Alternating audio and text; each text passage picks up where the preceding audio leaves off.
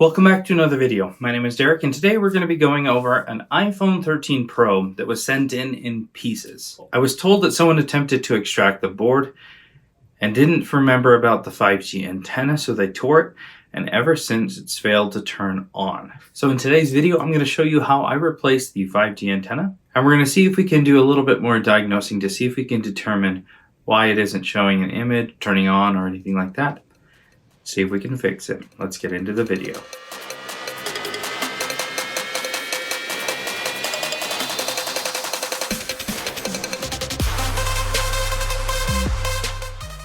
Alright, today we're going to be taking a look at whatever this is. We've got an iPhone motherboard that's outside of the bag, and we've got a torn 5G antenna. It's never good. Let's take a look here. Oh boy, the display is split from the frame a little bit, probably causing a dead display. See if I can't get that out. Okay, well, for starters, that's not promising that we're going to be able to see anything work on this guy. Looks like it's got a replacement battery, broken back, and I believe this is a replacement back glass, given that it looks like the large through holes. Yeah, that's the back glass has been replaced on this before, so the battery's been replaced. Yeah.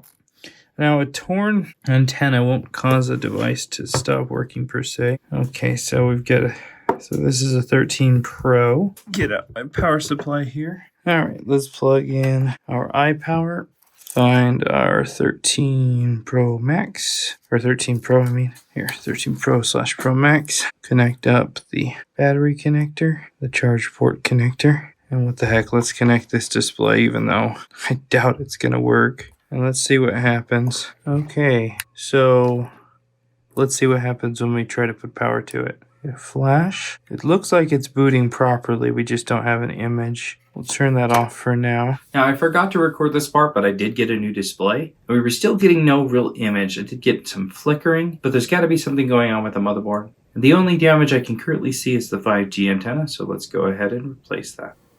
Replacing the 5G antenna is relatively straightforward. The first thing that we need to do is remove this little sticker. I'm going to use some isopropyl alcohol to help remove it because it sticks pretty well. And we'll peel that away.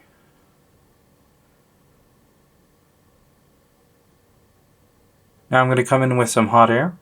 Got it set at 400 degrees, and we're going to come in slowly and pop this away. I'm assuming we're going to see some tearing here from how it was extracted. So there's probably some of the flex left behind. Yep.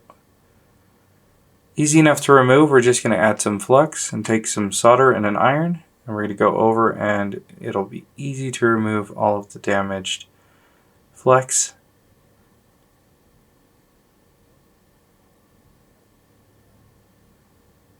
And I'm going to come in with some wick, and we're going to clean it all up and wick away all of the solder.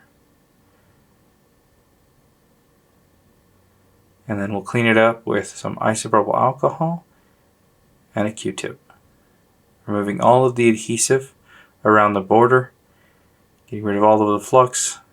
The new flex needs to sit flush, otherwise we won't have the solder joints make contact.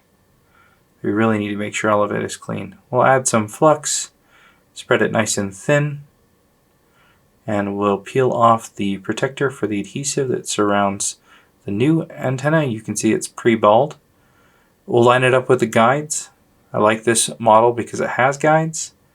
And we're going to come in with the same temperature, and we're going to heat it up nice and slowly, giving it a little bit of downward pressure until it stops moving. When I nudge on it, it doesn't move anymore. And we'll give it a few more seconds under heat just to make sure it's solid, and that's good for me. If you're finding this video educational, feel free to hit the like button and subscribe if you haven't already. Back to the video. So there's definitely an issue, I think, with the motherboard. You can see when I push down on the motherboard, the screen comes on.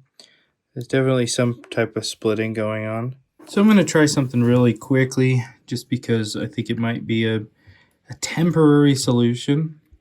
First, I need to extract the battery because we need to remove the torn 5G antenna. So we're just going to wrap up adhesive in this battery and pull it away. And let's see if we can't pop this battery out real quick. And after a few minutes of gentle persuasion, looks like the battery's finally letting go. And that adhesive liked to hold on. That's some really sticky aftermarket adhesive. All right, let's take out the screws for the 5G antenna. Gently pull that bracket away. Looks like I need to carefully slice that sticker. Then there all comes the damaged 5G antenna. I quickly clean up all of the adhesive on the frame. All right, so I'm going to take some Kapton tape and the motherboard. And my goal here is to wrap it up enough that we get that natural tension that my finger was providing. This is obviously not a permanent solution. I'm just curious to see if it'll even work. So what I'm doing is I'm really pulling tight on this as we go around the bottom, so that it creates kind of like a clamp. And then that way, hopefully combined with the tension that the screws are going to be put on the board right here through to the bottom, we'll have enough tension that a reball, for example, isn't necessary just to get the display working enough to use it for a little bit or even do a data recovery. Now again, this is definitely not ideal or a permanent solution, but it might get us by for the time being. So now that I've got that wrapped up, let's go ahead and install the board, and let's connect up the charge port and the new 5G antenna that we've installed. All right, so now we'll connect up all of the rest of the connectors, and I'm going to get out the little baggie of mixed up screws. Man, this is not ideal. And luckily there's only one standoff screw in this bunch. That'll make it really easy for me to know that I put in the right one. And we'll tighten that on down. Okay, the board is sufficiently tight.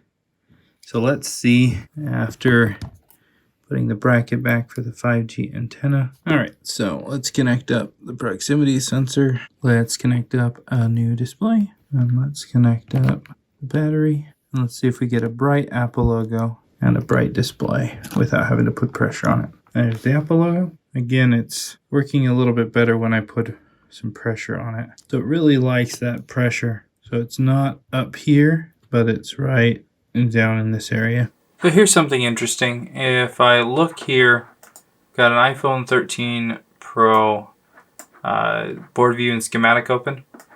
If we look here at the display connector, just clicking on pin 1, okay, goes through this capacitor and then this resistor.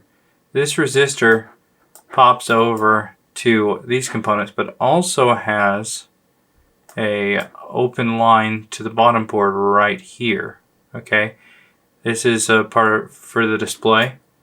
And same with this one. This one goes to pin number 5. Through the same circuitry. Another open line. See, open line through the same stuff all the way on the other side. So I bet you one of these 5 lines here is what's failed. And what's nice is that on the back here we've got some test points. I wonder if these other test points are something similar. Yep, so the second one, hot test point, those test points. Nice, okay. These 6 test points that are here on the back connect straight through to the connector.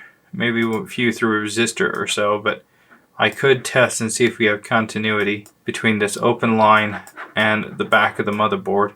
All right, I give up. I'm gonna go ahead and put on a little bit more extra work.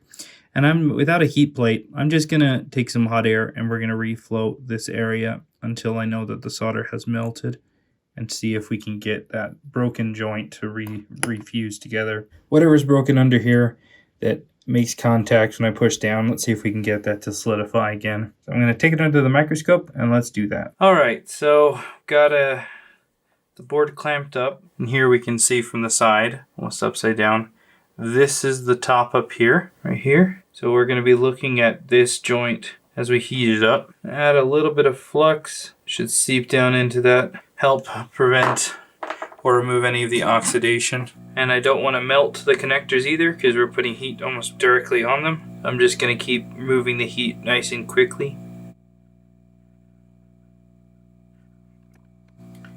And I'm going to try to see if I can keep my eye on the solder that's right there sticking out, the solder ball. See if I can get it to go shiny.